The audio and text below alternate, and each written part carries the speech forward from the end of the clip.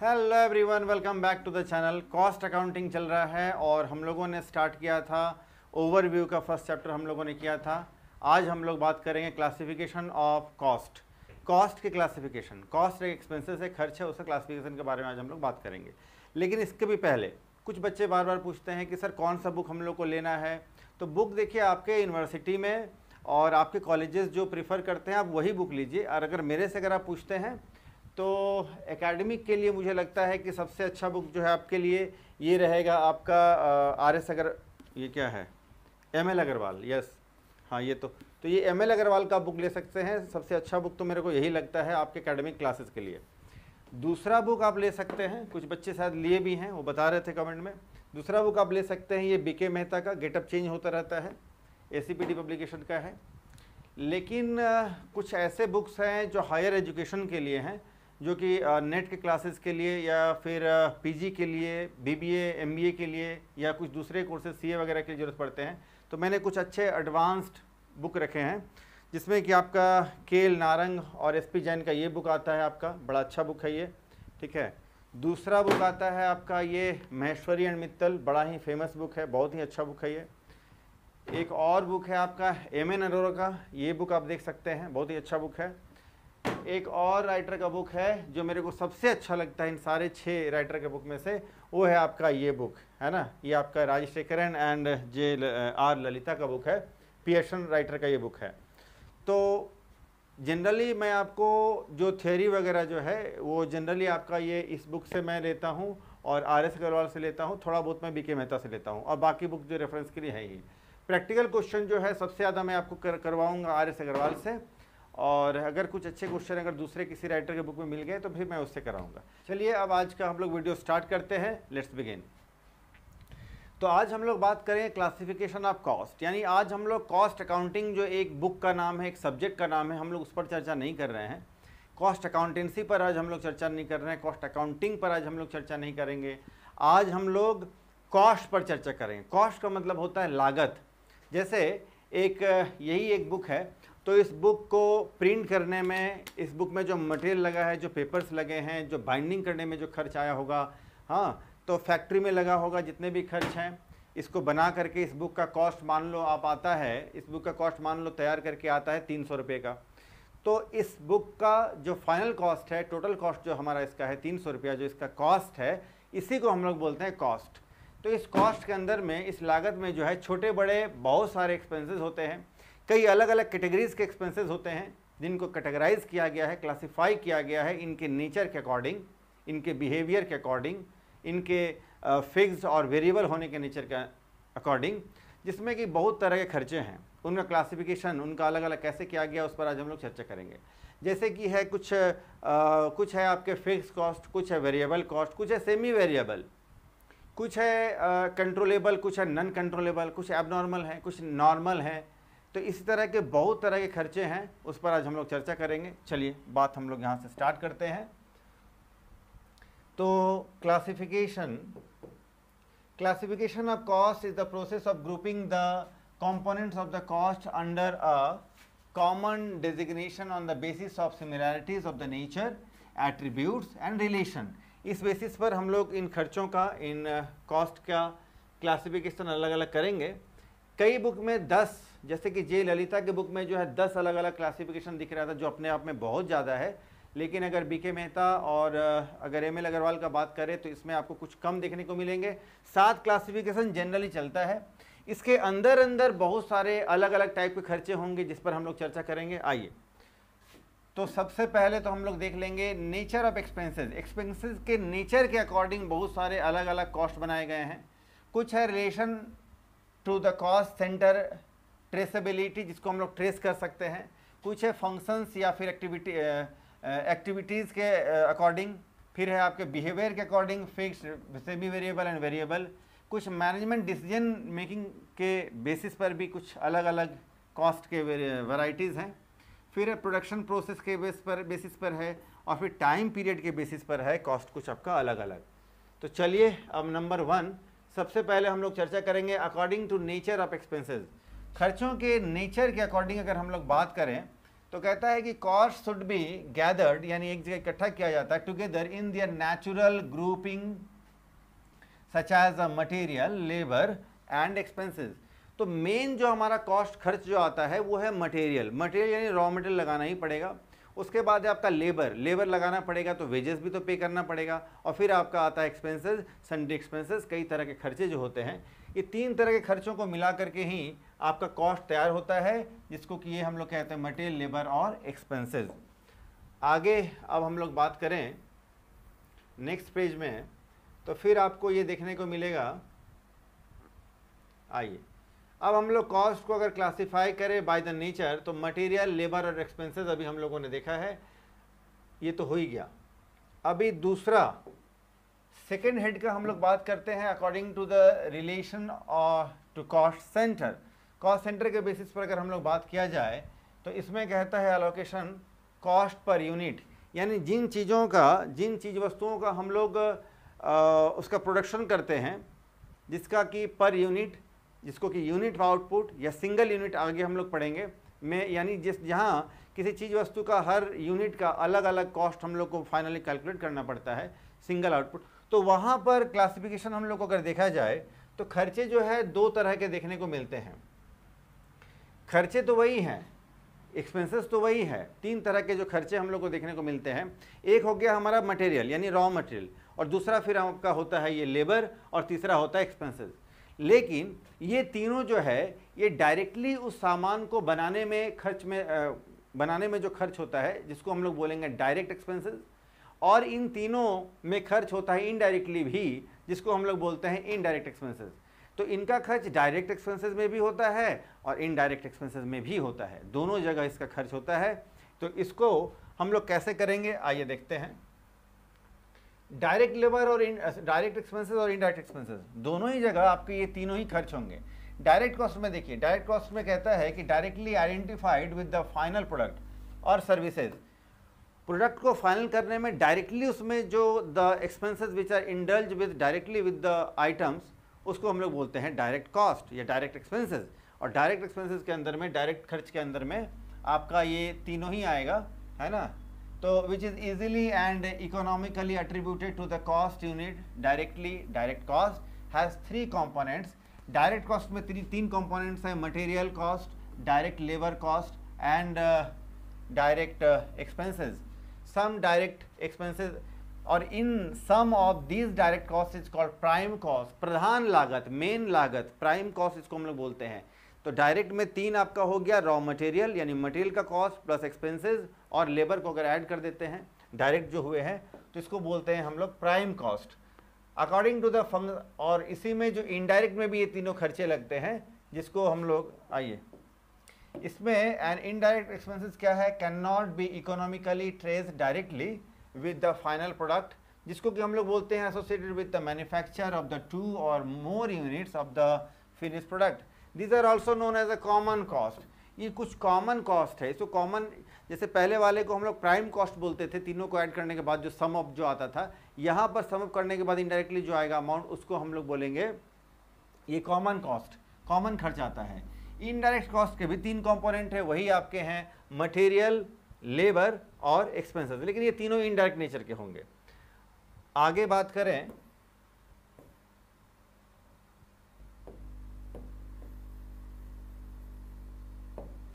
आगे अगर हम लोग बात करें तो according to the function of और एक्टिविटीज़, फंक्शन के बेसिस पर अगर हम लोग बात करें तो फिर यहाँ भी कुछ बेसिस है। पहला तो है फंक्शन के बेसिस पर क्या क्या है जी, यहाँ पर करीब 5 अलग अलग हैं। एक है आपका प्रोडक्शन कॉस्ट, फिर administration cost, selling cost, distribution और R&D पर जो खर्च होता है यानी रिसर्च एंड डेवलपमेंट पर, वो भी एक कॉस्ट है। प्रोडक्शन पर जो कॉस्ट में जो खर्च होने वाले हैं ये आपके कुछ ऑपरेशनल सीक्वेंस में होते हैं, begins with the supplying of material, labour and services and ends with the primary packaging of the product. तो सबसे पहले जो हम लोग देख रहे हैं प्रोडक्शन कॉस्ट, इसमें क्या है, जैसे ही मटेरियल सप्लाई हुआ वहाँ से ये स्टार्ट होता है और जैसे ही पैकेजिंग वगैरह हो गया फाइनल ये कॉस्ट खत्म हो जाता है। दूसरे में CAS यानी कॉस्ट अकाउंटिंग स्टैंडर्ड 1 में कहता है production cost is the cost of the all items involved in the production of the product or services it includes all the direct and indirect related to the production. तो सारे direct सारे indirect खर्चों को अगर add कर लिया जाए तो हमारा जो फाइनल कॉस्ट आता है उसको बोलते हैं production cost. This is also known as the manufacturing cost. चूंकि ये सारे खर्चे फैक्ट्री में होते हैं इसीलिए इसका एक नाम फैक्ट्री कॉस्ट भी है।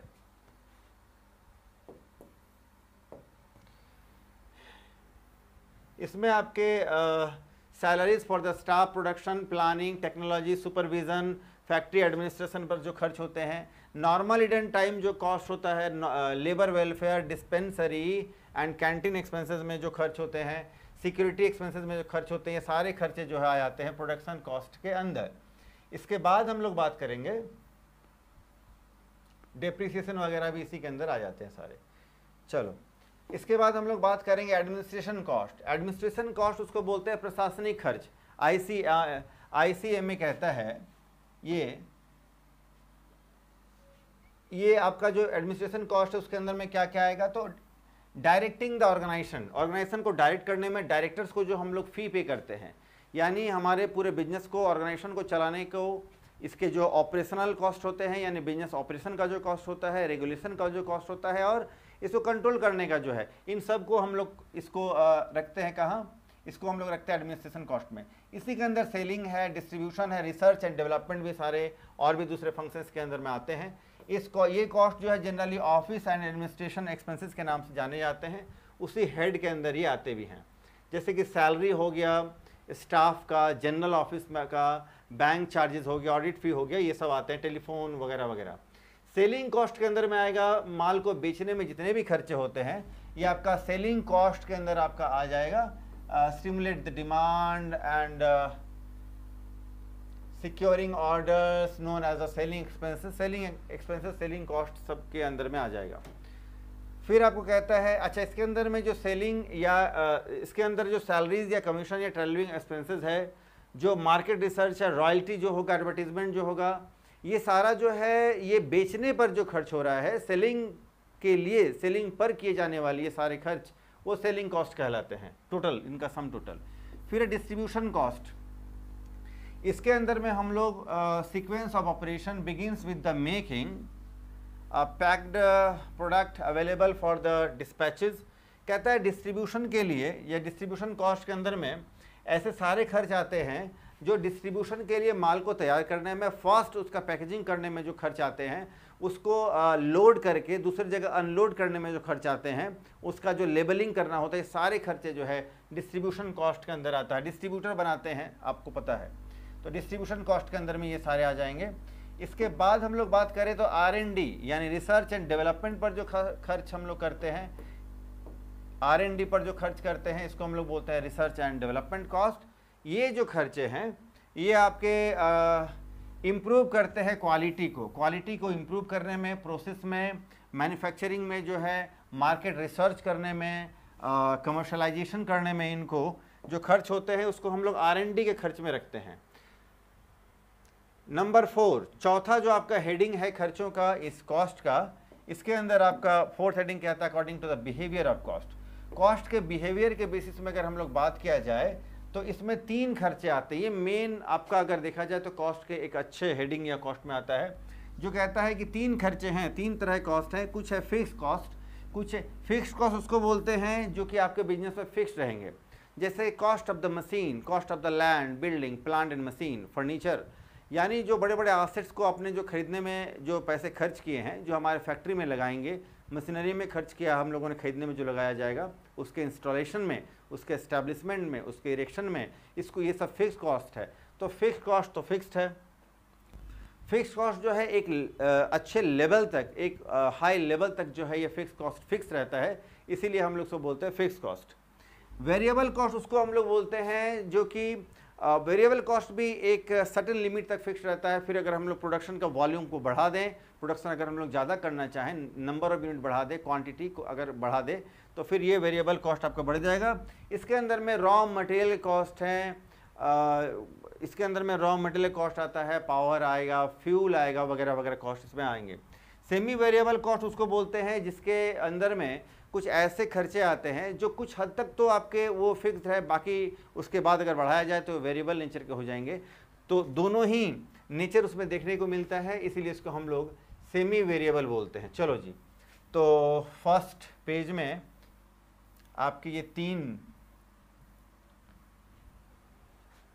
चलो इसका फटाफट से आप स्क्रीनशॉट ले लो, फिर हम लोग आगे बढ़ेंगे। लास्ट में मैं इसका पीडीएफ भी जनरेट कर दूंगा। चलो आइए अब आगे देखते हैं।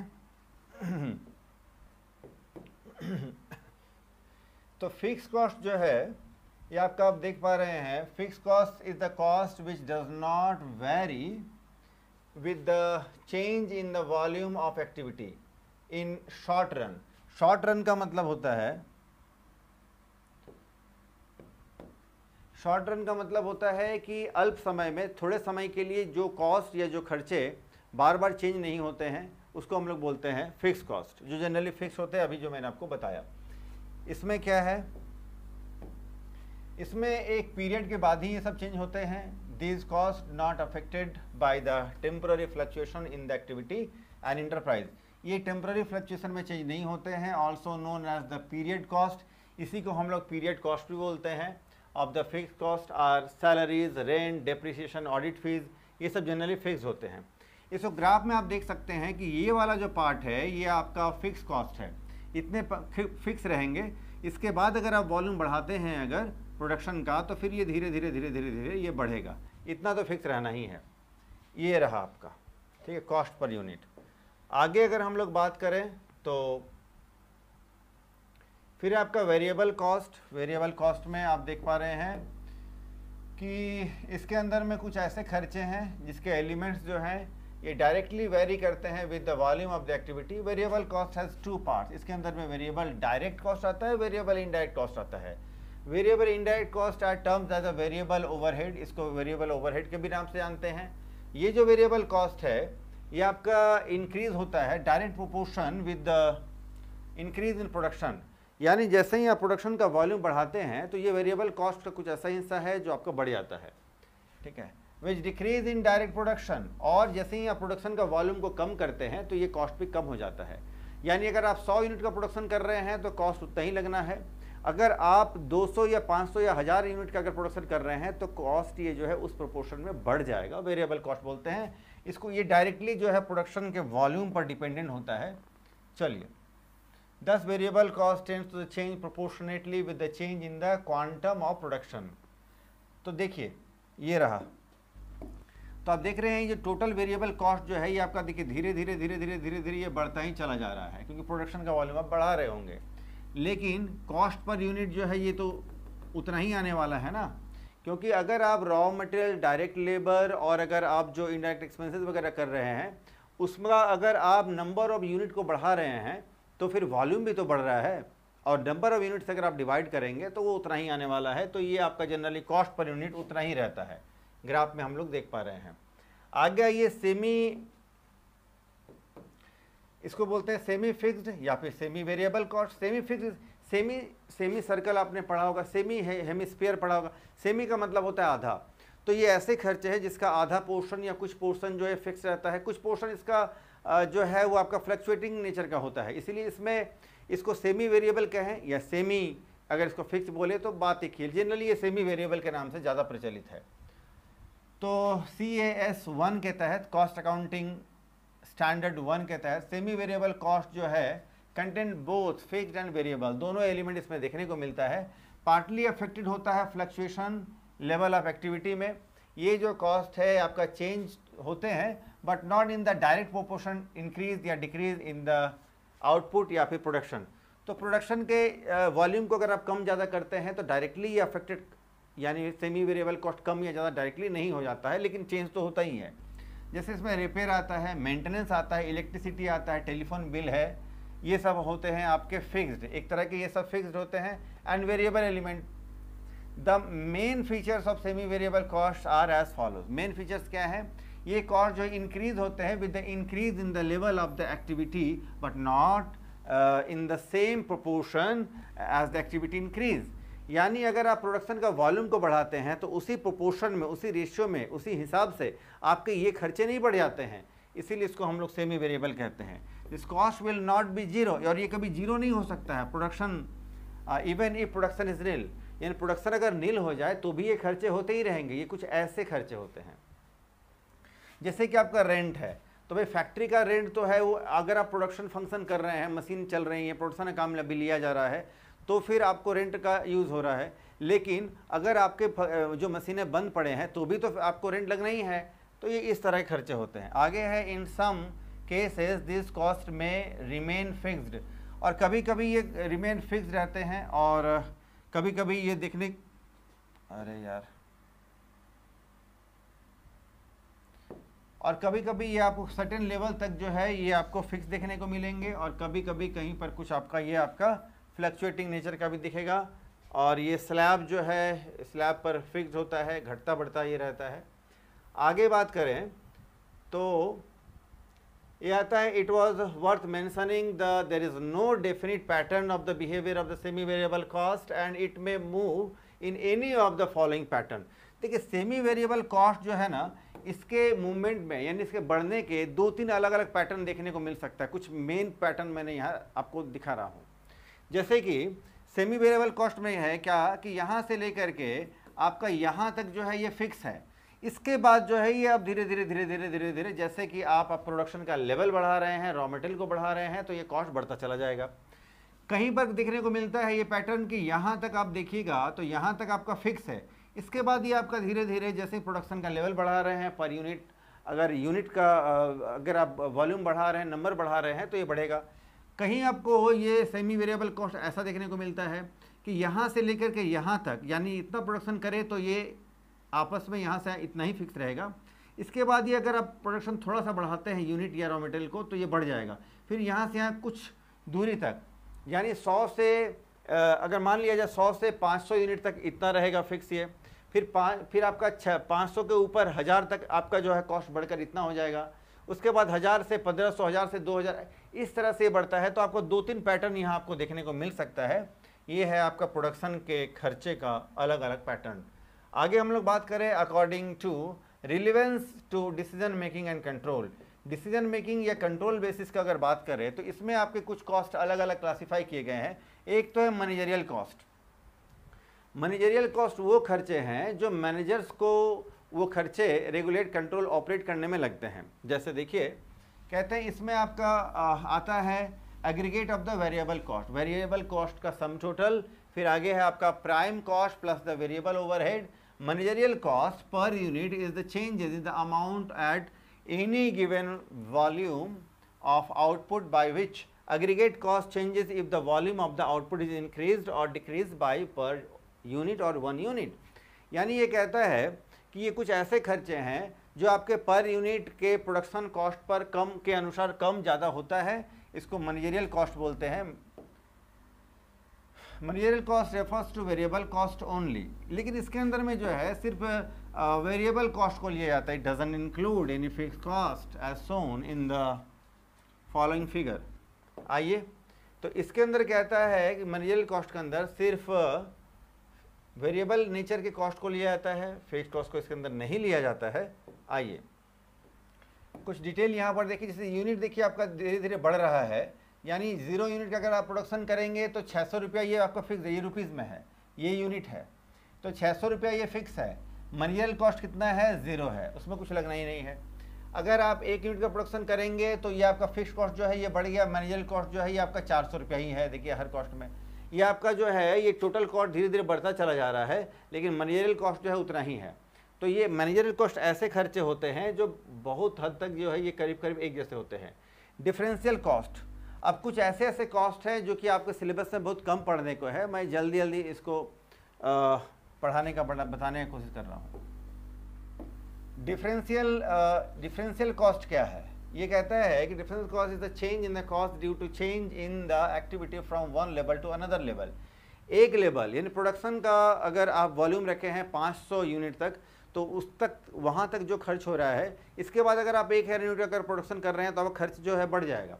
तो इस दोनों के बीच में जो डिफरेंस आता है उसको हम लोग बोलते हैं differential cost. It found using the principle highlights the points of difference, कहाँ से आप डिफरेंस चेंज कर रहे हैं, adoption of the different alternatives, and this technique is used in export pricing new products and pricing of the goods short to the promoted in the new market वगैरह, तब इसका जरूरत पड़ता है डिफरेंशियल कॉस्ट का।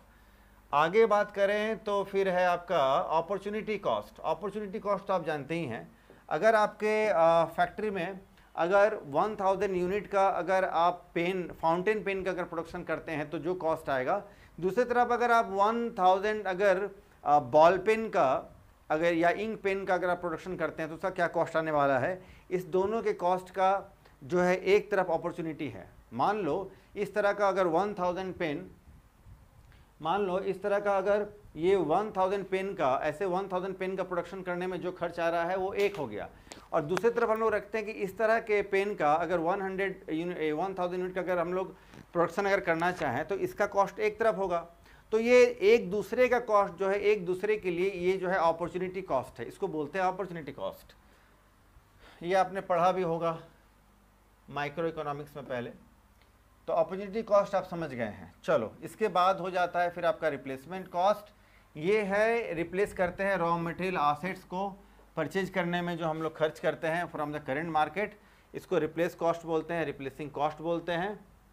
आगे है आपका फिर रिलेवेंट कॉस्ट है, रिलेवेंट कॉस्ट है, फिर आपका ये आपका रिलेवेंट कॉस्ट है। रिलेवेंट कॉस्ट क्या है? स्पेसिफिक पर्पस के लिए, ये आपका स्पेसिफिक पर्पस या सिचुएशन में जो कोई अगर आपको डिसीजन लेना हो तो उससे रिलेटेड स्पेसिफिक इशू किया जाता है, और इसके लिए जो हम लोग का जो कॉस्ट हम लोग कैलकुलेट करते हैं पर्टिकुलर इस डिसीजन के लिए, इस पर्टिकुलर ऑर्डर के लिए एस्टिमेशन करके, इसको हम लोग बोलते हैं रिलेवेंट कॉस्ट, क्योंकि इसी ऑर्डर इसी लॉट के लिए रिलेटेड है तो रिलेवेंट कॉस्ट बोलते हैं। इनपुटेड कॉस्ट बोलते हैं एज पर CAS यानी कॉस्ट अकाउंटिंग स्टैंडर्ड 1 के तहत। ये कहता है ये हाइपोथेटिकल है, नोशनल कॉस्ट बोलते हैं, not involving cash outlay, computed only for the purpose of decision making. ये सिर्फ डिसीजन मेकिंग के लिए किया जाता है। Thus it is the hypothetical cost required to be considered to make cost comparable if the owner of the factory charges rent of the factory to the cost of the production, it makes the cost comparable with that of those undertakings which run production in the rented factories. It is imputed cost as the rent has actually not been paid. Same in the charging interest on someone's own capital. कहता है कि अगर एक तरफ अगर आपका factory अपना है तो उसमें कुछ कॉस्ट आपका तो लग ही रहा होगा, उसका मेंटेनेंस का, ऑपरेशन का। दूसरी तरफ बिल्डिंग अगर आप रेंट पर लेते हैं उसमें भी कुछ खर्च आते हैं, तो इस तरह के खर्चों को हम लोग बोलते हैं इम्पूटेड खर्च। जो खर्च हम लोगों ने वहाँ पे इम्पूट किया है, इम्पूटेड खर्च बोलते हैं। चलो जी, ये सेकेंड पेज में भी आपके ये 2-3 पेज हैं, इसका भी आप फटाफट से स्क्रीनशॉट ले लो।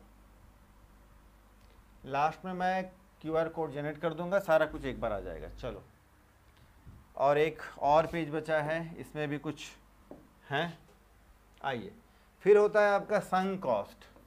संक कॉस्ट क्या है जी? कहता है कि एक ऐसा कॉस्ट जिसमें कि पास्ट एंड इसमें कि incurred in the past and not relevant to any particular decision making is the sunk cost. Sunk cost ऐसे खर्चे हैं जो कि हम लोगों ने पास्ट में, पहले हिस्ट्री में जो हम लोगों ने खर्च कर डाले हैं, और अभी फ्यूचर में ऐसा कोई खर्च नहीं होने वाला है, अभी के हम लोग कोई खर्च इसमें ऐड नहीं करते हैं। यानी जो खर्च हम लोग पहले कर चुके हैं उसका सम टोटल को हम लोग बोलते हैं sunk cost. If it is decided to replace the existing plant, the written down book value of the plant less the sale value of the existing plant is a sunk cost. कहता है कि आज अगर आपका कोई plant जो है वो काम लायक नहीं रहा है, काफ़ी पुराना हो चुका है, उसमें प्रोडक्शन की उतनी भागीदारी, उसका इन्वॉल्वमेंट उतना नहीं है, तो उसका अगर आज आप वैल्यूएशन करते हैं 4 लाख रुपए का होता है, और उसको नए मशीन से अगर आप प्लांट से अगर उसको रिप्लेस करना चाहते हैं तो नया प्लांट जो है वो आप ले रहे हैं 10 लाख रुपए का। ये है 4 लाख रुपए का, दोनों के बीच का जो डिफरेंस है 6 लाख रुपया, इसको हम लोग बोलते हैं संक कॉस्ट। ये भी इंपॉर्टेंट है। नॉर्मल कॉस्ट बोलते हैं नॉर्मल प्रोडक्शन में जो आप रॉ मटेरियल में खर्च करते हैं, लेबर में खर्च करते हैं, और दूसरे ओवरहेड यानी डायरेक्ट इनडायरेक्ट एक्सपेंसेस पर जो खर्च करते हैं, इसको हम लोग बोलते हैं नॉर्मल कॉस्ट। अब नॉर्मल कॉस्ट वो है कि जब प्रोडक्शन प्रोसेस के बीच में अगर आपका मशीन ब्रेक डाउन हो गया है, अगर आपका कुछ वेस्टेज वगैरह एक्स्ट्रा हो गया है, लॉस बाय फायर हो गया है, लॉस बाय कुछ भी हो गया, इसको बोलते हैं नॉर्मल कॉस्ट। अब आगे जाकर देखें तो है अनअवॉइडेबल कॉस्ट। कुछ ऐसे खर्चे हैं जिसको आप अवॉइड किए जा सकते हैं, आप उसको अवॉइड कर सकते हैं अगर आप अपने काम करने का एफिशिएंसी बढ़ा दें। लॉजिकली ऐसे खर्चे जो हैं इसको अवॉइड किया जा सकता है। अगर आप जो है अपना फोकस बढ़ा दें, आपका स्किल एफिशिएंसी अगर बढ़ा दिया जाए, इफेक्टिवनेस अगर बढ़ा दिया जाए, तो ऐसे खर्चे कम हो जाते हैं, कॉस्ट को अवॉइड किया जा सकता है। इसलिए इनका नाम है अवॉइडेबल कॉस्ट। अनअवॉइडेबल कॉस्ट ऐसे हैं, ये ऐसे खर्चे इसके अंदर में आते हैं जिसको अवॉइड नहीं किया जा सकता है। इनस्केपेबल कॉस्ट बोलते हैं इसको, which are essentially to be incurred within the limit और द नॉर्म्स प्रोवाइडेड फॉर, जिसको कि लेना ही पड़ता है, जिसके अंदर में आता है आपका फिक्स कॉस्ट और इनस्केपेबल नेचर के आते हैं। नेक्स्ट अगर हम लोग देखें तो according to the nature of production process के अगर बेसिस में अगर देखा जाए तो यहाँ 3-4 तरह के कॉस्ट देखने को मिलते हैं। Historical cost, pre determined cost, standard cost और एस्टिमेटेड कॉस्ट। इसको हम लोग शॉर्ट में देख ले रहे हैं।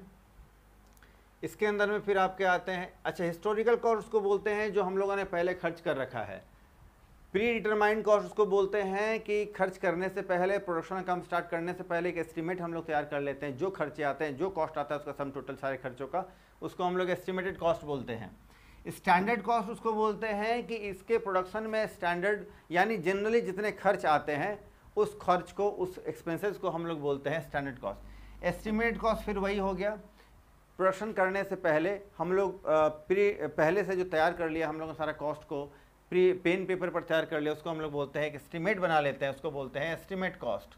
इसके अंदर में ये सारे के सारे खर्चे आते हैं, है ना, जिसके अंदर आपको देखने को मिलेगा बैच कॉस्ट, एक बैच में जितने खर्च आते हैं। प्रोसेस कॉस्ट यानी किसी चीज़ों का अगर 2-3 प्रोसेस में अगर होने के बाद उसका अगर फाइनल प्रोडक्शन अगर तैयार होता है, यानी from raw material to getting finished goods, जैसे कि है मस्टर्ड ऑयल, पहले होता है क्रशिंग प्रोसेस, उसके बाद होता है रिफाइनिंग प्रोसेस, फिर होता है फिनिशिंग प्रोसेस। तो 3-4 प्रोसेस होने के बाद हम लोग को मस्टर्ड ऑयल मिलता है। तो इसमें जो खर्च आते हैं उसको हम लोग बोलते हैं प्रोसेस कॉस्ट। ऑपरेशन सारे ये फैक्ट्री में सारे ऑपरेशन को चलाने में सेपरेटली जो खर्चे आते हैं उसको बोलते हैं ऑपरेशन कॉस्ट या ऑपरेटिंग कॉस्ट। उसी तरह का है ऑपरेटिंग कॉस्ट, मतलब incurred in the business activity. ये आपके ऑपरेटिंग कॉस्ट जो है ये आपका कॉस्ट से भी लेना देना है, ज़्यादातर जो है आपको बिजनेस से लेना देना है, डू नॉट द मैन्युफैक्चर, यानी ये ऐसे खर्चे हैं जो आपके ऑफिस में होंगे। कॉन्ट्रैक्ट कॉस्ट उसको बोलते हैं। कॉन्ट्रैक्ट कॉस्ट क्या, अरे यार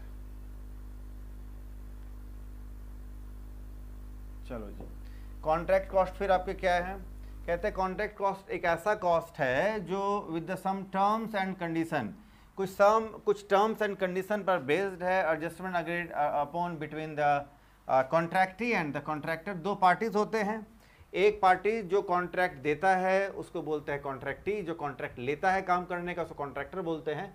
दोनों के बीच में जो खर्चे होते हैं और जो काम दिया गया है उस पर जो खर्च होने वाले हैं उसको हम लोग बोलते हैं कॉन्ट्रैक्ट कॉस्ट।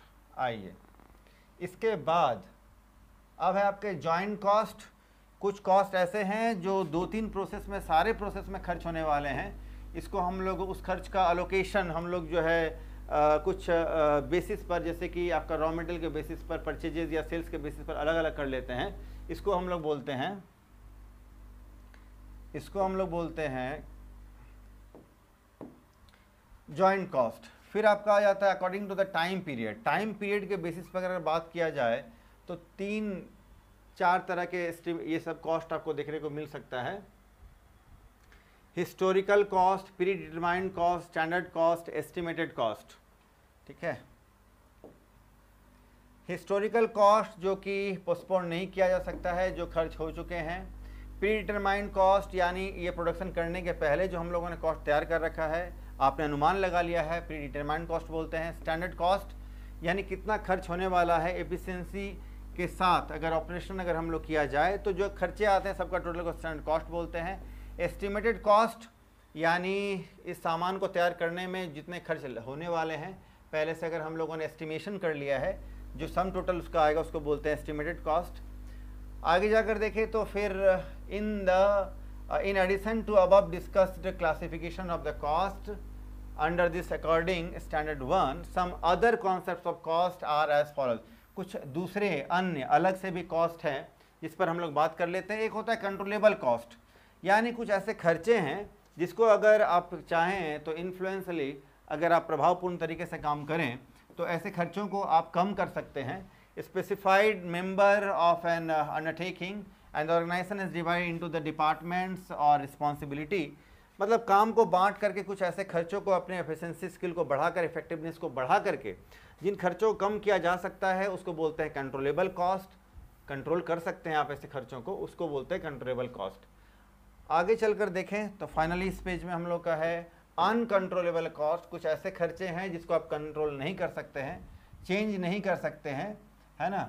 जैसे कि फिक्स कॉस्ट है, लगना ही लगना है, रेंट बिल्डिंग का, प्लांट का, मशीन का लगना ही लगना है, उतना जो हम लोगों ने फिक्स कॉस्ट में कर दिया है। फिर आपका है shut down cost, shut down बंद कर देना। शट डाउन कॉस्ट क्या है जी? A cost which will still be required to be incurred even though a plant is closed और shut down. Shut down cost बोलते हैं, प्लांट को आप चला रहे हैं तो भी उस पर जो रेंट, रेट्स एंड टैक्सेस है लगना है, मशीनें, प्लांट बंद पड़ा है तो भी वो खर्चे लगने हैं, इसको बोलते हैं शट डाउन कॉस्ट, हर हाल में लगना है। आउटपुट ऑफ पॉकेट कॉस्ट, इसको बोलते हैं ये ऐसे खर्चे हैं जो आउटसाइडर को against the cost such as the depreciation do not agree any cash payment, ये ऐसे खर्चे हैं जिसको कि आउट ऑफ पॉकेट कॉस्ट बोलते हैं। आउट ऑफ पॉकेट मतलब जो खर्च से, यानी कैश जिसके कारण आपको नहीं जा रहा है, जैसे कि है आपका डेप्रिसिएशन, डेप्रिसिएशन होने से जो है वो कैश तो पे नहीं करना पड़ता है, तो ऐसे खर्चों को हम लोग आउट ऑफ पॉकेट कॉस्ट बोलते हैं। खर्च तो लगता ही है लेकिन। डिस्क्रिशनरी कॉस्ट है, फिर आपका प्री प्रोडक्शन कॉस्ट है, ये सब ऐसे ही है, बहुत सारा कॉस्ट डाल दिया गया है बुक में। फिर कन्वर्जन कॉस्ट है, कन्वर्जन कॉस्ट कुछ नहीं है जी, वही कॉमन कॉस्ट है कि रॉ मटेरियल को फिनिश गुड्स तक पहुंचाने में उसके बीच में जितने भी खर्चे होते हैं उसको कन्वर्जन कॉस्ट बोलते हैं। पॉलिसी कॉस्ट होता है, आप पॉलिसी बनाते हैं, पॉलिसी नॉर्मल रिक्वायरमेंट्स के लिए जो मैटर तैयार करते हैं, इसके अंदर में जो खर्च होते हैं उसको पॉलिसी कॉस्ट बोलते हैं। और लास्ट में आपका इडल फैसिलिटीज़ कॉस्ट, यानी कुछ ऐसे फैसिलिटीज़ हम लोग देते हैं जो कि फिक्स्ड हो सकते हैं अवेलेबल सर्विसेज के नाम पर, इसको हम लोग इडल फैसिलिटीज़ कॉस्ट बोल सकते हैं। तो ये सारे कॉस्ट हमारे कवर हो गए हैं। चलो जी, ये तीसरा पेज, इसका भी आप फटाफट से स्क्रीनशॉट ले सकते हैं।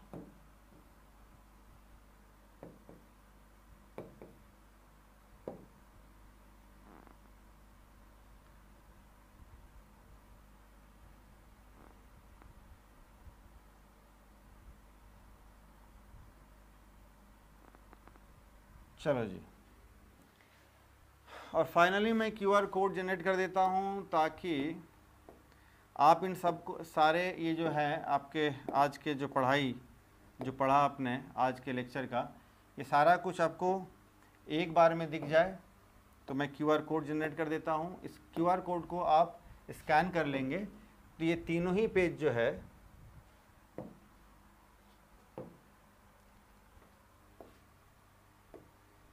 आपको पीडीएफ के फॉर्म में, तीनों पेज सिलेक्टेड है, तीनों ही पेज आपको पीडीएफ के फॉर्म में आपके मोबाइल या लैपटॉप में आपको दिख जाएंगे। तो इसको भी आप स्कैन कर लें, गूगल स्कैनर में अगर आप डालते हैं तो फिर ये सारा मटेरियल आपके मोबाइल या लैपटॉप में पीडीएफ के फॉर्म में आ जाएगा, तो आपको आसानी होगी देखने में। चलो जी, तो आज हम लोग इतना ही करते हैं, हो सकता है वीडियो थोड़ा लंबा हो गया होगा।